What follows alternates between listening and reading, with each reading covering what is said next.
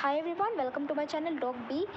आज मैं आपको कराने जा रही हूँ disorders of the plasma lipoproteins. Plasma lipoproteins के क्या डिसऑर्डर्स हैं। तो सबसे पहली बात तो फैमिलियल हाइपोबीटा लिपोप्रोटीनीमिया। ठीक है, फैमिलियल हाइपोबीटा लिपोप्रोटीनीमिया, ये देखो। ठीक है, अब देखो बेटा, फैमिलियल हाइपोबीटा लाइपोप्रोटीनीमिया के अंदर क्या होता है।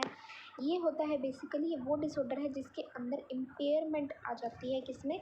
फैट्स का ट्रांसपोर्ट जो हो रहा है वो एब्जॉर्ब नहीं हो पा रहा है, जिसकी वजह से ये कैरेक्टराइज हो रहा है कि जो कोलेस्ट्रॉल का बेटा जो लेवल था ना, वो क्या हो रहा है, वो लो हो रहा है। और कोलेस्ट्रॉल का लेवल लो होगा, साइन और सिम्टम जो है जो पीपल ने एक्सपीरियंस की है वो बहुत ही ज़्यादा रैपिडली है। अब मैं आपको इसकी डेफिनेशन रीड करके बताती हूँ सो दैट आपको समझ में आ जाए। It is a disorder that impairs the bodies ability to absorb or transport fats. This condition is characterized by low levels of cholesterol level in the blood. The severity of the signs and symptoms experienced by the people with HMBL यानी कि familial beta lipoprotein FHBL लिख लो आप। ठीक है, very rapidly. Familial हाइपोलिपोप्रोटीनीमिया क्या होता है? Familial हाइपोलिपोप्रोटीनीमिया में क्या होता है कि जो हमारा कोलेस्ट्रॉल का लेवल्स होता है वो लेस हो जाता है, लो हो जाता है। किसकी वजह से? क्योंकि ये डिसऑर्डर हमारा कैरेक्टराइज होता है कि जो ट्रांसपोर्ट फैट्स है वो एब्जॉर्ब नहीं हो पा रहा। इसकी वजह से साइन और सिम्टम आते हैं लोगों के अंदर, जो उन्होंने एक्सपीरियंस किए हैं, बहुत ज़्यादा रैपिडली जल्दी जल्दी आ जाते हैं। नाउ हम बात करते हैं ए बीटा लाइपोप्रोटीनीमिया।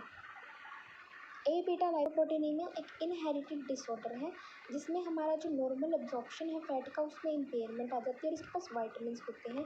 अब इसके क्या साइंस और सिम्टम्स है कि ए लाइपोप्रोटीनीमिया रिजल्ट कहाँ से होता है? फैट सोल्यूबल वाइटामिन से उसकी डेफिशिएंसी हो जाएगी, शॉर्टेज हो जाएगी।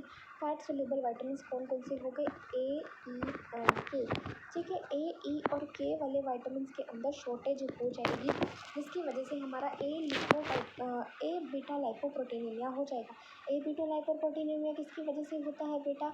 जो हमारे फैट सोल्यूबल वाइटामिन है ए, ई एंड के, ये हमारे पास क्या कर जाएंगे?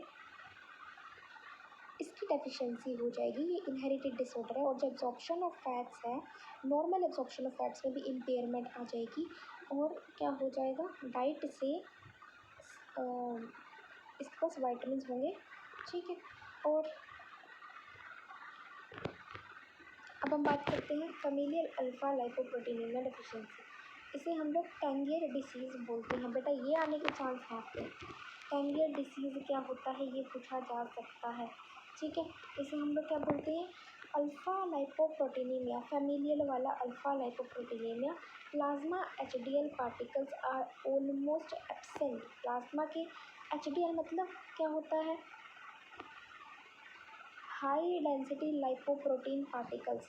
जो हाई डेंसिटी लाइपोप्रोटीन पार्टिकल्स है उसका जो प्लाज्मा लेवल होगा बेटा वो ऑलमोस्ट एब्सेंट हो जाएगा।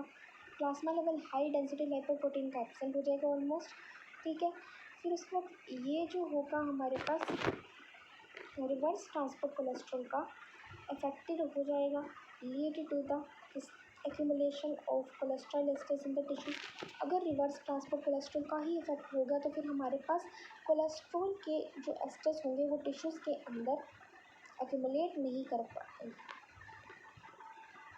एक्यूमुलेट कर जाएंगे। सो affected individuals are at increased risk of atherosclerosis. atherosclerosis मैं आपको बताऊंगी अभी थोड़े टाइम बाद क्या होता है। ठीक है, किसी और वीडियो में।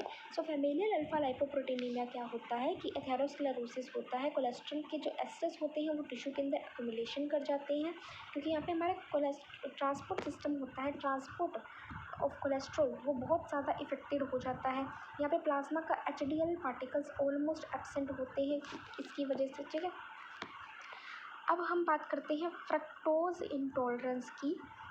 फ्रक्टोज इंटॉलरेंस क्या होता है? This is due to absence of the enzymes aldolase B. Aldolase B का एब्सेंट होना। याद है मैंने आपको पिछली वीडियो में मैंने आपको करवाया था लैक्टोज इंटॉलरेंस। अगर नहीं देखी तो जाके देखो। इस वीडियो में मैं आपको करा रही हूँ फ्रक्टोज इंटॉलरेंस। यहाँ पे हमारे पास बी एल्डोलेज बी का क्या हो जाएगा? एंजाइम का वो हो जाएगा, क्या बोलते हैं उसको, एब्सेंस हो जाएगा, ठीक है। Fructose intolerance causes intracellular accumulation of fructose one phosphate. Fructose one phosphate का इंट्रासेलुलर अक्यूमुलेशन हो जाएगा, ठीक है। हाइपोग्लाइसीमिया हो जाएगा, vomiting, hepatic failure of jaundice. Fructose one phosphate leading to hypoglycaemia. ये जो हाइपोग्लाइसीमिया हो रहा है वहाँ फ्रक्टोज 1-फॉस्फेट का एक्यूमुलेशन हो रहा है, उसकी वजह से हो रहा है, ठीक है। सो एंजाइम एल्डोलोज बी के अंदर क्या आ जाएगा, this is due to absence of enzyme aldolase B, ठीक है। फ्रक्टोज इंटॉलरेंस जो होगा वो क्या करता है, इंट्रासेलुलर एक्यूमुलेशन करेगा फ्रक्टोज 1-फॉस्फेट की। हाइपोग्लाइसीमिया, फ्रक्टोज 1-फॉस्फेट हमारा हाइपोग्लाइसीमिया करता है, ठीक है। हाइपोग्लाइसीमिया हो गया, वोमिटिंग होगी और हेपेटिक फेलियर ऑफ जॉन्डिस हो गया।